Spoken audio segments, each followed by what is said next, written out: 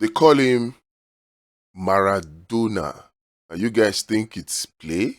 You think it's joke? I say they call him Maradona. The Nigerian Maradona. You think it is a child's play? You think it is a joke? Maradona himself dribbled football players on the field. Only football players on the field. But our own Nigerian Maradona dribbled a full country to the extent that they gave him the title evil genius and he accepted it. You think that is a joke? You think it's a joke? He comes out and says, oh, the Igbo, January 15 coup of 1966 was not an Igbo coup. And then you are clapping for him when he should be in khaki now, red or orange khaki, waiting for his prosecution, his day in court. You are clapping for him. Ohaneze Ndigbo, I am disappointed in you. I am disappointed in you for two reasons. Number one, for taking anything that Babangida says seriously. For forgetting that this is Babangida, the Nigerian Maradona, the evil genius. This man in his prime dribbled a full country. And even now, on his way to his grave, he continues to dribble Nigeria. And you, Ohaneze Ndigbo, of all people, are falling for his dribble. I am disappointed for two reasons. For taking, first of all, what he says seriously. And two, for failing to sanction people like Arthur Eze. I challenge you and I dare you and I double dare you, Ohaneze Ndigbo, to sanction Arthur Eze. I challenge you to sanction Arthur Eze and his likes. Look, the problem of the Igbo man, whether people say, oh, an Igbo man cannot be president of Nigeria, it's not from outside though. It's from within the Igbos. It's from within the Igbos. You should not blame the Hausa, you should not blame the Yoruba, you should not blame any other of the 400 tribes in Nigeria, but the Igbos. If anybody says the Igbo man cannot be president, because of people like Chief Arthur Eze, he comes out and says that the man responsible for responsible as one of those that led the blind rage, the bloodbath against the Igbos in the July 66 coup, is the one that made him. He says all of your Igbo, most of your Igbo billionaire business people were made by Babangida, the same man who is one of the people that led the pogrom against the Igbos. And you are clapping for him. You are taking what he says seriously when you should be calling for his prosecution. Ohaneze Ndigbo. If he played us in his prime, don't allow him play you on his way to his grave. What does it matter? Igbo coup or not an Igbo coup? What does it matter? This same Babangida, who is saying now, even though it's nothing new, people have said it many times before him, that it was not an Igbo coup. This same Babangida is one of the people that led the reprisal coup in July 66 against the Igbo. Think. Is one of the leaders of that coup. So, he knows it is not an Igbo coup, yet he led people to take away the lives, to massacre Igbos in the July 66 coup. You see how Babangida is Maradona in all of you?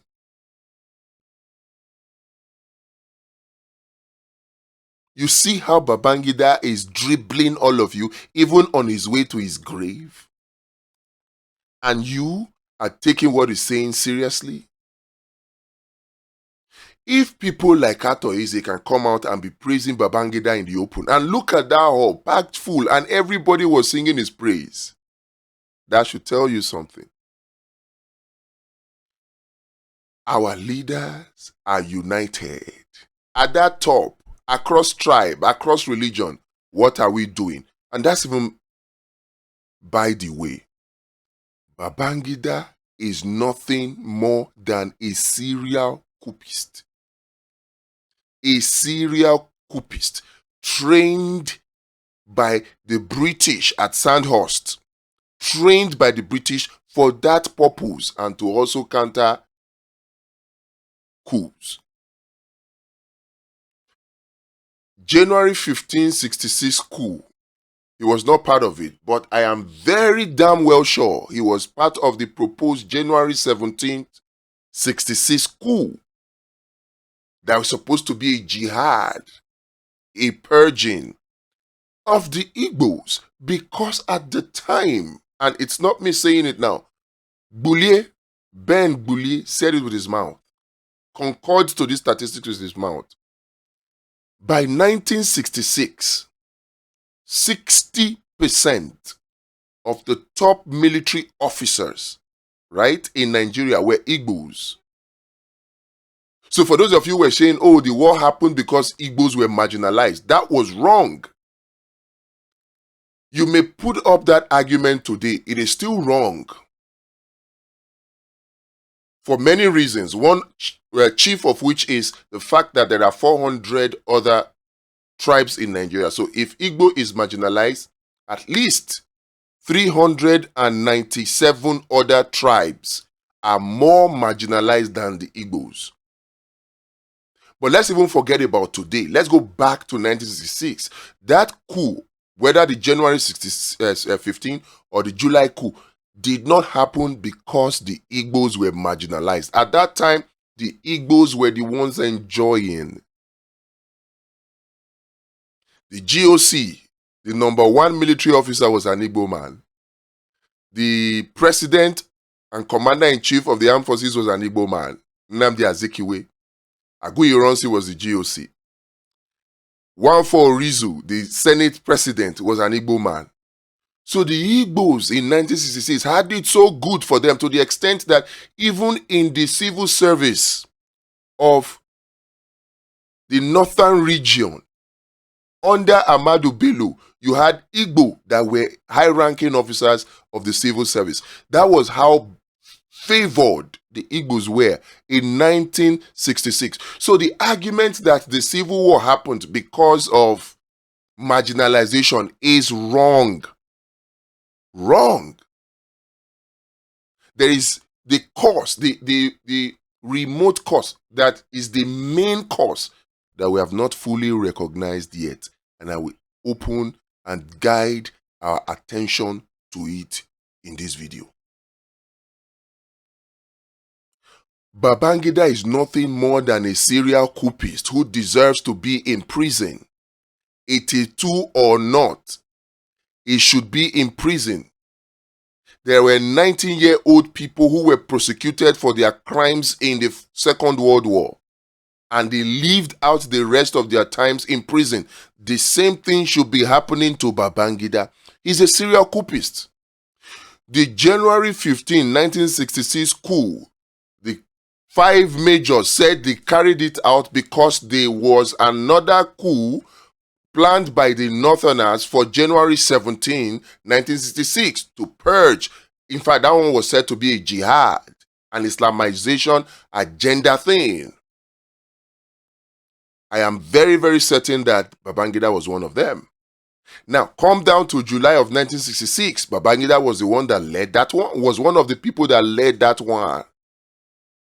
Followed by the likes of them Abacha, them Dimka, them Buhari. They were there. July 66 coup. 1975 coup. Babangida was there too. Same with Abacha. And then they brought in Murtala Mohammed. Okay, so we had the Dimka Coup that he also claimed was sponsored by Babangida, even though that one failed. And he cleverly, dodged that one. And then you had the 1983 coup.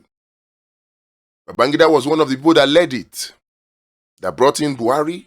And then he led his own coup in 1985. He stopped the Gideon Oka coup of 1990. This is a serial coupist. If Nigeria is the way it is now, one of the major persons to hold responsible is Babangida. And then we're clapping for him, and we're taking anything he says seriously, particularly the likes of Ohaneze Ndigbo. Ohaneze Ndigbo, look, let me tell you, if you are looking for anybody to hold responsible for any perceived marginalization, I don't think you're marginalized. You may not be getting as much as the Yorubas or getting as much as the Hausas or the Fulanis, but you are getting way more than 397 other tribes in Nigeria. You're getting way more. So if anybody should be crying marginalization, even in today's Nigeria, it should not be the Igbos. Truth be told, anybody who holds on to this, Igbos are marginalized sentiment is an agent of the CIA. I'll explain that later. That's the truth.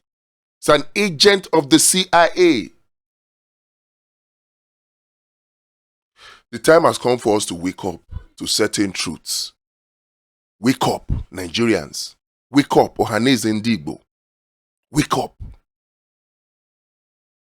Babangida's statement should... Why now?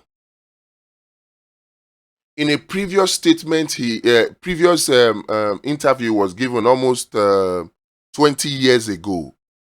He said that, when the statute of limitation has been exceeded, he will come out and talk. So he believes that now the statute of limitation is over. Now he cannot be prosecuted again. So he comes out and gives us half-truths and lies and calls it a book launch. That was a confession. That was Babangida confessing to a crime. And if anything, that 17 billion Ohaneze Ndigbo should first of all collect it. That should be your target. That should be your target.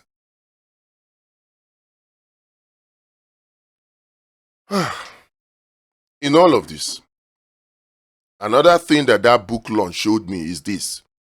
And it tallies with what, what's her name? Aisha Yusufu said in one of her recent videos. These people, they are together at the top.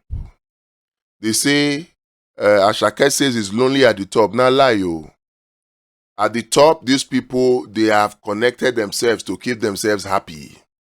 At that top, it doesn't matter their tribe. At that top, it doesn't matter their religion. It's we that are tribalistic, that are harming ourselves unnecessarily, that are unnecessarily dividing ourselves with religion. It is we. They have their own political parties. They are forming alliances. Yes, they are working to form alliances. What are we, the people of Nigeria, doing? Where is our own alliances? Instead, we are busy fighting each other. Instead, we are busy allowing them to distract and divide us. If you have watched my video, the principle of neo-colonization, you will know that this is the two key factors to keep the population in check: distraction and division. That is what that book launch was, a distraction. Now everybody is talking about it rather than focusing on what is our own alliance. How are we coming together to form our own political party that is based on ideologies and clearly defined rules? It's not based on trust. No, human beings cannot be trusted. That's why we have laws. That's why we have constitution in place. So anybody can come into a political party, but so far as the constitution, the code of conduct prescribes punishment for what is considered and agreed to be bad behavior. That's all. You can't hold people to trust. You put a law there and say, okay, I'm giving you this money to keep. If you take that money, you're going to jail. Simple. It's not that I'm giving you this money to keep, I trust you. Then when the person steals that money, you start crying. Oh, I thought he was a man of integrity. I didn't know. No.